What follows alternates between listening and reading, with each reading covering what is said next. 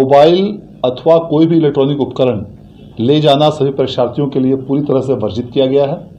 और जो भी परीक्षार्थी यदि इस प्रकार के कोई भी उपकरण ले जाते हुए पाए जाते हैं तो उनका न सिर्फ वह उपकरण जब्त कर लिया जाएगा बल्कि उनको परीक्षा से निष्कासित करते हुए उनको परीक्षा से वंचित भी किया जाएगा और उनके विरुद्ध में प्राथमिकी भी दर्ज कराई जाएगी।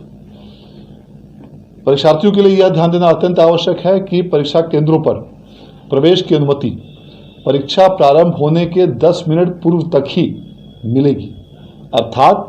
जो परीक्षा फर्स्ट सिटिंग में 9:30 बजे प्रारंभ होगी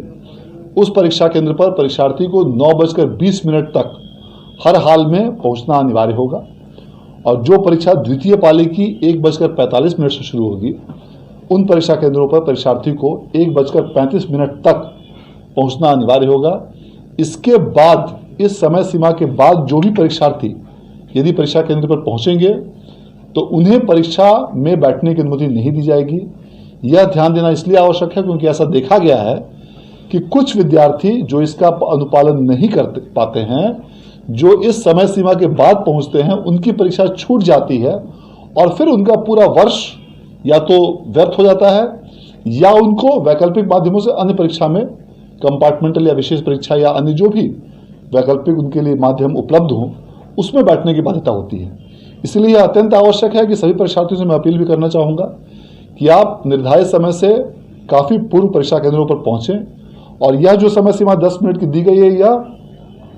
अधिकतम सीमा है, इससे भी आप काफ़ी पहले पहुँचें ताकि आपको परीक्षा केंद्रों पर प्रवेश में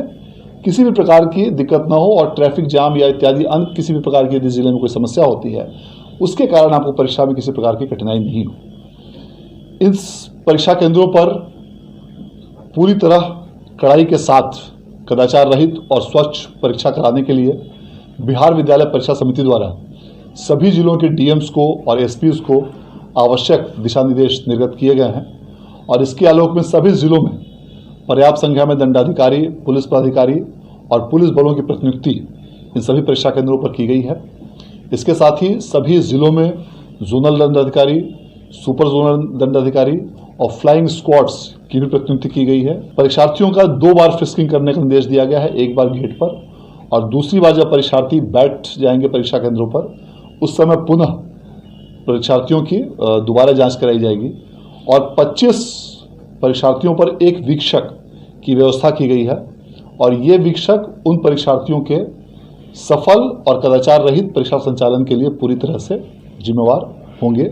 और इस आशय का उन्हें घोषणा पत्र भी दिया जाना है। सभी परीक्षा केंद्रों पर संबंधित जिलों के संबंधित पदाधिकारियों द्वारा धारा 144 लागू कर दी गई है और इसके साथ साथ परीक्षा केंद्रों पर सीसीटीवी की भी व्यवस्था की गई है और प्रत्येक 500 परीक्षार्थियों पर